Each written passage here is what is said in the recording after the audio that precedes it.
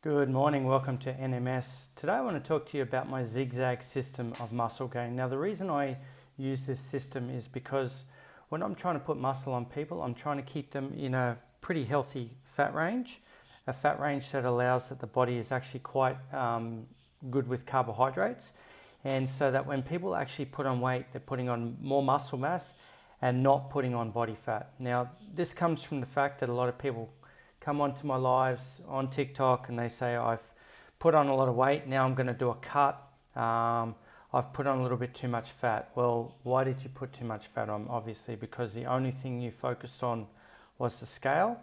So let's have a look at how I do things, and you'll probably find that this is a better method for doing it.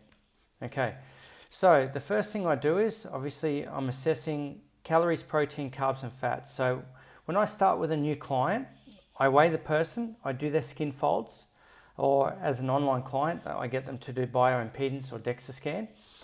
With a male client who is somewhere between 10 and 15%, and with a female client somewhere between 15 to 20%, we start looking at doing a muscle gain plan. Okay, if they're above that body fat percentage, I will actually probably get them down into that range before I start to try and put muscle on them. Okay. So I calculate the approximate calories, protein intake, fat intake and carbohydrate intake for a calorie surplus. I also create a training and nutrition plan designed for muscle gain around those calorie, protein, carb and fat intake goals. Okay.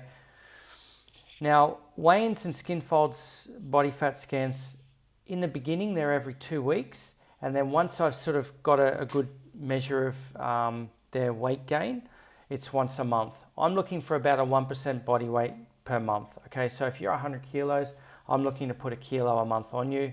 If you're 80 kilograms, I'm looking to put about 0.8 of a kilogram. Now that's not always exact, but that's what we're looking for.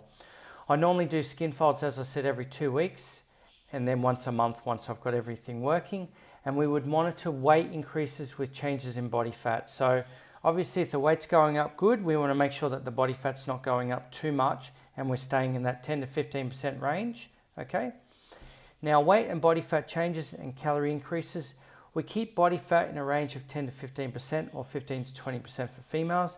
With the Skinfolds, the permissible range would be somewhere between 40 and 50 millimeters over 9 sites for a male, and around 40 to 50 millimeters over 9 sites for a female. Females I might give a little bit more, maybe up to 60 millimeters, because females do actually have a slightly higher body fat percentage as a healthy body fat percentage. When do we increase calories? If body fat stays relatively constant and is within range, we add more calories as a general carbs or sometimes carbs and fats. If body weight increases slow down, we add more calories as general carbs or generally carbs or sometimes carbs and fats.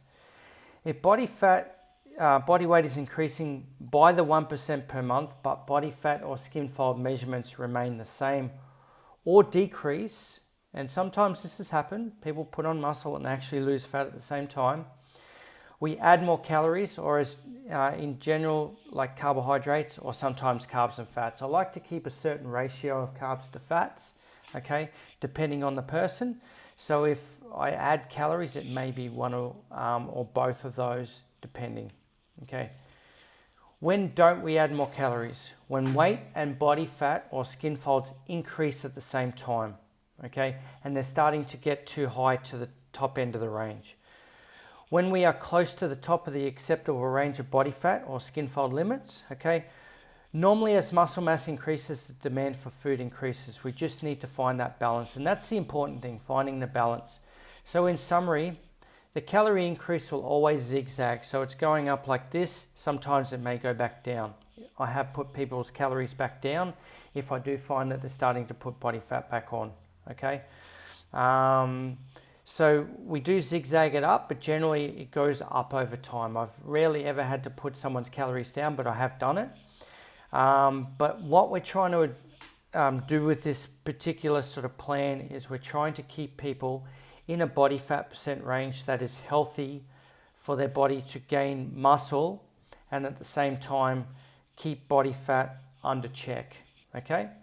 So if you do like this video, subscribe, like and comment for the algorithm, okay? And I'm going to cut this video down into shorter parts so people can have more of an understanding of parts of this concept. Thanks for listening, guys. This video is going to be on YouTube, and some smaller parts may be on TikTok, and they also will be on YouTube. Thanks for listening, guys.